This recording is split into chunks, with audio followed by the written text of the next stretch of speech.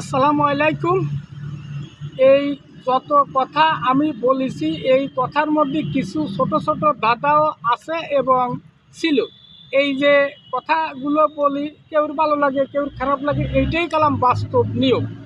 এই নিয়মের মধ্যে একটা ধাঁধা হচ্ছে, একটা ফলের ভিতর চোখ আছে। মানুষ বলে চোখ, আমারে এক চোখ দাও।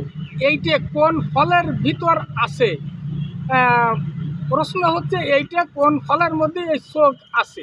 যদি কেউ জানেন, যদি কেউর জানা থাকে এই জিনিসটা বলে দিতে পারেন।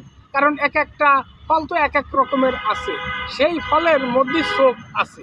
সেই কথাটা হচ্ছে কোন ফলের ভিতর চোখ আছে। এই জিনিসটা যদি আপনারা জানা কেউ থাকে বলতে পারেন, আর যদি জানা না থাকে তাহলে আমারে কমেন্ট করে যদি বলেন, আমি সুন্দর করে সেইটা জানা দেবো যদি কেউ জানা না থাকে। এই জন্যে কথাটা বুঝতে হবে, রাগ করা যাবে না যে কোনো কথাই। আল্লাহ হাফেজ।